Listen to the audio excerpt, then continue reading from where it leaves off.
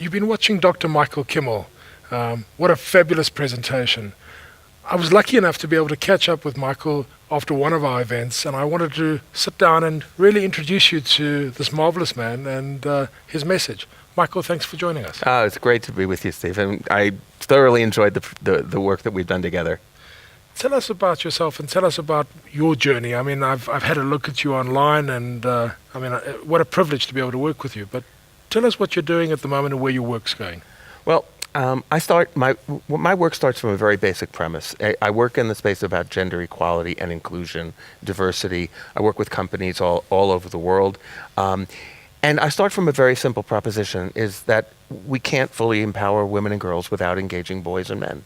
It's just that simple. So my job over the past 30 years has been to try to figure out if there's a space in which women have been talking about gender issues. What are the obstacles to their advancement? What do they need? What do they want? I have to figure out what are the points of entry for men into that conversation.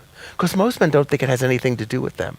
So the first thing I have to do is I have to figure out, okay, what are the points of entry? So I want to talk about relationships with women. I want to talk about our being fathers. I want to talk about being colleagues. I want to talk about our real lives, because I think those are ways to get in. And so my style is basically to say, okay, men often come to these questions uncertain.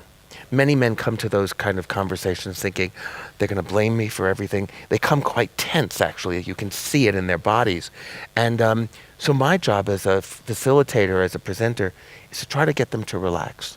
So I'm often sort of funny. And the reason that I'm funny is because I find if the men are sitting there like this, like, okay, I have to endure this, and then I can say some things that are funny, they can relax, they exhale. Their arms unfold, and by the end of the presentation, they're often leaning forward. So I feel like I can bring them in physically, in some respects, into the conversation about gender in a way that doesn't feel threatening. Phenomenal. I've watched you do that. I mean, we've recently worked together on a project. From your point of view, coming in and seeing what we've done in this newsroom environment, how have you seen the fit and what's been interesting for you to see? Well, the thing that I was so impressed with the newsroom model that you were doing, because one of the things that seemed to happen was you had a group of 100 or so people who had never worked together before, many of them didn't know each other. They were from lots of different sectors. They were randomly assigned to teams. And I watched people work across race and across gender and across status in the organization and across sector of the organization. That was beautiful to watch, because none of them has an expertise in news. So they really, nobody could claim a kind of expert space and demand that everybody be supplicant to them. Rather, what I saw was people saying, well, I don't know any more than you do, so I better listen to your ideas. And I walked around the process for 3 hours watching this unfold, and I was so impressed with how intently people were listening to each other. And for me, coming from the States, it was really impressive. I was focused for a long time on the process, and I said to myself, I don't care what they produce. This is what they're producing. They're producing these conversations. But the reality is they also produced something that was quite extraordinary in doing that. And that was the piece that I thought was unexpected. I thought they would have a great time and produce something that was, okay, well, whatever. But it wasn't at all.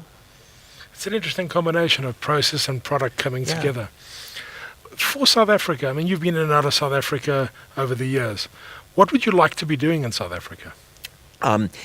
See, I think that there's a conversation that has happened, that has been happening around race in South Africa, that is unparalleled, perhaps, in the world. For us in the States, it's a model in a way of how people of color, white people, can come together and begin to work through a process of achieving something more equal. We look with admiration at that ambition. So, but on the other hand, I think that the analogy to gender is just beginning. That conversation has not taken place in that way. So my interest is to try and bring women and men into that same kind of conversation, that respectful listening, that kind of caring accountability that men need to take, that there are all kinds of ways in which the stereotypes that we had, and this isn't our fault. We grew up in this culture. We breathed this air. We drank this water. We're all sort of infected by these stereotypes. So now we have to come to a way of talking through them as a way of getting past them. You can't get past them simply by declaring yourself past them. You have to talk through them to get past them. I think an excellent point. Michael, what kind of organization is ready to be able to work with you? How would you define or profile that organization? Well, I've worked with organizations, across Europe and Australia, and of course in the States. And one of the things that I find is it's ironic sometimes that the companies that in some respects you might say most need this conversation are the ones that don't yet see they need it. And the ones that do are the ones that have already taken some steps down that road. And so I find that really interesting. I find that companies that already have a women's network, companies that already have the conversation happening among women, and the women still feel like we're hitting a wall. We can't get through this. There's a lot of good-hearted men out there. There's a lot of men who want to do the right thing, who want to promote us, but there's too many obstacles, too many landmines, and so we don't know how to navigate that. Those are the companies that I think we can really work with, because they have people who are on board who are already present and willing to listen, and they already have some mobilization of the women in the group. I agree with you.